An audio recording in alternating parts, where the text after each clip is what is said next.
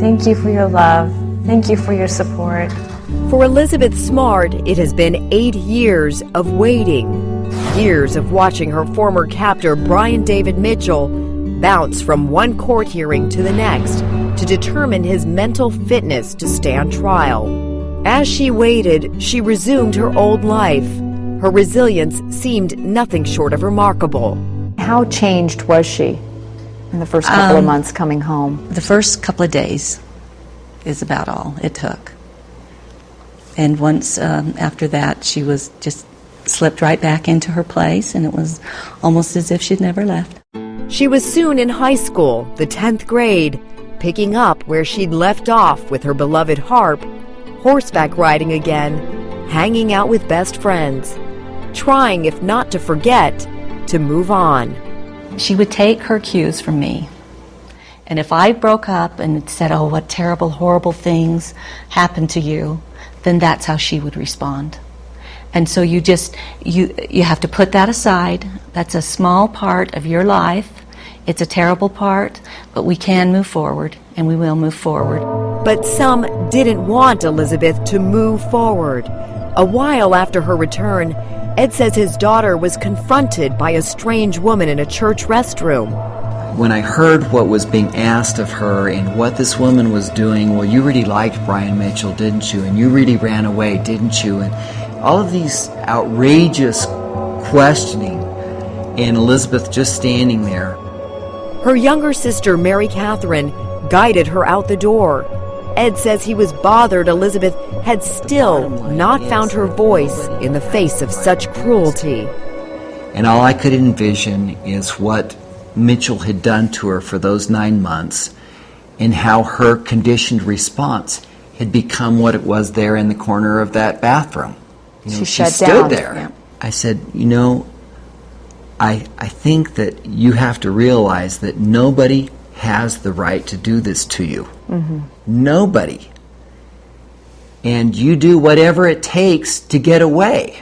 And yet the Smarts refused to keep their daughter hidden from the world. In the months following her rescue, she gave interviews. She would not talk about what happened to her, but she nonetheless showcased the resilience that had saved her. The world doesn't scare me. People don't scare me, it's the actions that they do. She's appeared at parties and even the White House. She sat before conferences, describing how her faith has always lifted her, even in the bleakest moments. We do have angels on the other side of, we don't see, the other side of the veil, that are there to watch us and be with us, and we're never truly left alone. You couldn't help but marvel at her grace, given what she must have endured. But even as the years went by, Elizabeth largely stuck by that refusal to relive the past and its details, even though people kept asking. In 2006, when talk show host Nancy Grace asked her about her time with Mitchell, the robes and veil she was forced to wear, 18-year-old Elizabeth shot her down. A lot of people have seen shots of you wearing a burqa. How did you stay out of that thing? I'm really not going to talk about this at this time. I mean, that's something I just don't even look back at, and I really, to be frankly honest, I really don't appreciate you bringing all this up. Who can blame her? Her parents, Ed and Lois Smart, have schooled her. Does she talk now still about those 9 months, or? Heavens, no. If you stay embedded in the tragedy of what has occurred in your life, that is what will define your life. And that prescription for healing worked, they say.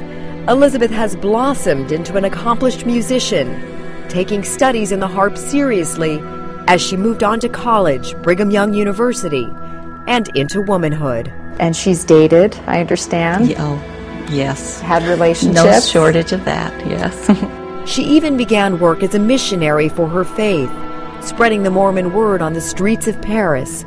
Her parents say Elizabeth is a force of her own.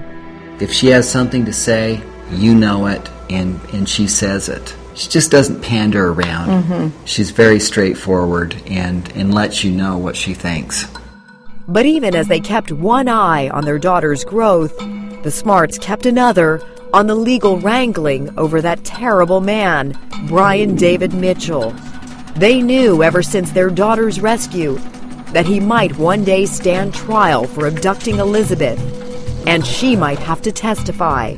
They weren't eager to rush the process. We tried to basically put it off and say, as long as he's not out on the street where he can hurt somebody else, we're not going to worry about it.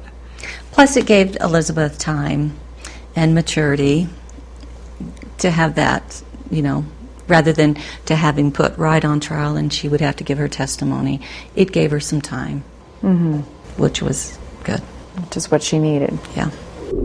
Earlier this year, Brian David Mitchell was found mentally competent to stand trial for abducting Elizabeth Smart. Wanda Barzee, who had already pleaded guilty to her role in the kidnapping, agreed to testify against her estranged husband. But prosecutors said they still needed Elizabeth to testify too. She would have to summon all her courage, walk into a courtroom, and give the most detailed account yet of the horror of life under Brian David Mitchell.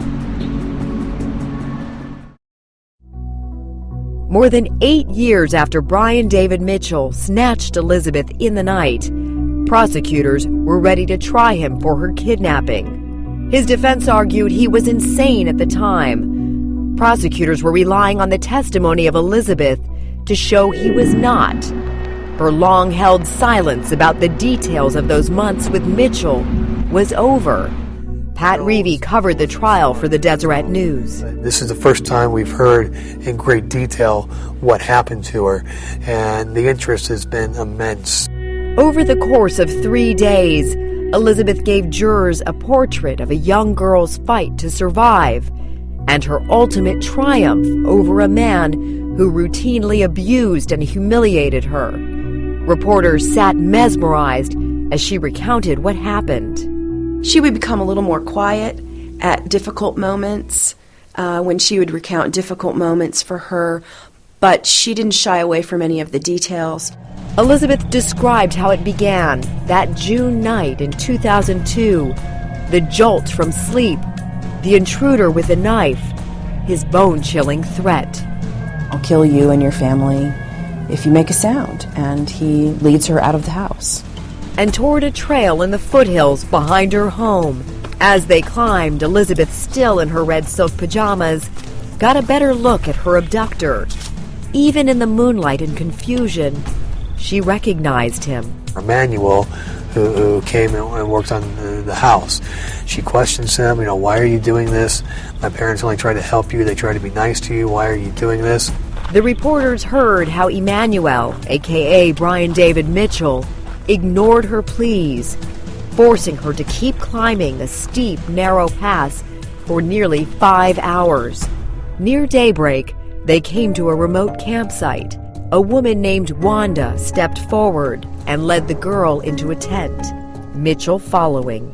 And so Elizabeth, who is terrified, complies, and then he comes in and performs this marriage ceremony. And at that point, he attempts to consummate the marriage with Elizabeth, and she's raped violently for the first time. Even as she described for the court the horror of that moment, Elizabeth did not break down.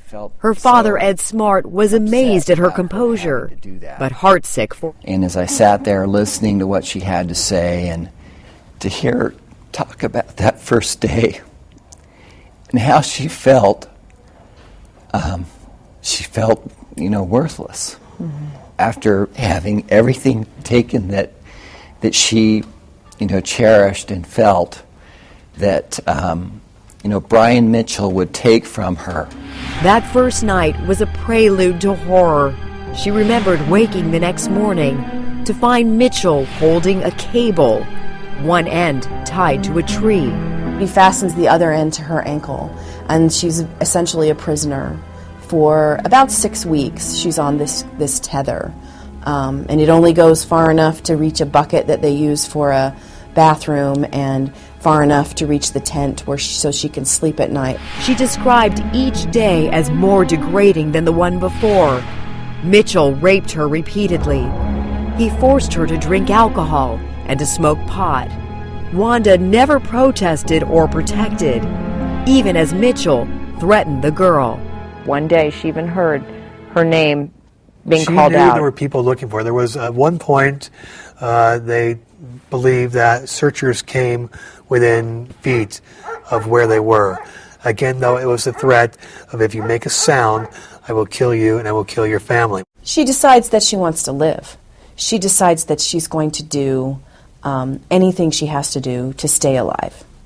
After about 6 weeks, Elizabeth said Mitchell cut the cable from around her ankle. One night, she sensed an opportunity. It was dangerous, but she was desperate to get home.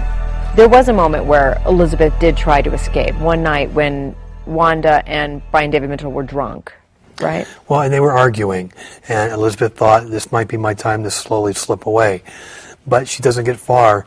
Once again, Mitchell, kind of constantly watching over her, was on her really fast and catches her, again makes another threat to kill her if she ever tries to do something like that again. Eventually, desperation gave way to compliance. Elizabeth believed Mitchell would make good on his threats. She learned to be submissive and quiet as Mitchell took her and Wanda, disguised in robes and veils, into Salt Lake City. One night they attended a rave party, no one really noticing the girl beneath the kerchief. But Elizabeth remembered another time she did come close to being rescued. It was about a month into her captivity. The three had wandered into a downtown library. Plainclothes officer approached them. He identified himself and said he was investigating the kidnapping of Elizabeth Smart. The officer asked to remove her veil so he could see her face, and Mitchell convinced him that he wasn't able to do that because it was against their religion. I made an initial assessment opinion that she was approximately 18 years old, which didn't fit the person we were looking for. The officer was Detective John Ritchie. He had been following up on a vague tip from a caller, something about a girl in a library who had eyes just like those of the missing 14-year-old Elizabeth. But the young girl wouldn't answer his questions. Did you ever ask, are you Elizabeth Smart? No, I did not. I simply told her that I was investigating the abduction. Again, no change of reaction and no signs of nervousness or distress at all. So there is nothing further in your mind that you can do at this point? I was convinced when I walked out of that library that that was not Elizabeth Smart. He says the revelation later that it had been Elizabeth traumatized him. On the stand, Elizabeth described for the jury how she watched the detective walk away. She says she felt like hope was walking out the door. After the library incident, Elizabeth said Mitchell made her wear a full face veil in public. In October, 4 months into her ordeal, he announced they were leaving Utah altogether. It was time to find another wife. In that moment, Elizabeth Smart knew her chances of being rescued had plummeted. 4 months into her captivity, Elizabeth Smart boarded a bus from Salt Lake City, bound for San Diego. It was October of 2002. Her polygamous captor, Brian David Mitchell, was hoping to kidnap a new wife in a new city. As the bus took off, Elizabeth watched the Salt Lake skyline fade, along with her hopes. She said that when they went to San Diego, she called it another 20-year sentence. She thought, there's no way anyone's going to recognize me, no way anyone is going to find me in California. Once there, Mitchell took Elizabeth and Wanda Barzee to the outlying suburb, Lakeside, and made them hike through barren terrain to a new campsite, complete with a rat-infested dry riverbed. It was very dirty. It was very uncomfortable. Again, she's tasked with cleaning it up. That's one of her responsibilities. But she was very, very uncomfortable there, very unhappy. Otherwise, life in San Diego for Elizabeth was a lot like the one in Utah. Forced alcohol, drugs, and daily rapes. Wanda Barzee had even gotten jealous of the young girl. Is about all it took. And once after that, she was just slipped right back into her place, and it was almost as if she'd never left. She was soon in high school, the 10th grade, picking up where she'd left off with her beloved harp, horseback. You have to put that aside. That's a small part of your life. It's a terrible part, but we can move forward, and we will move forward. But some didn't want Elizabeth to move forward. A while after her return, Ed says his daughter was confronted by a strange.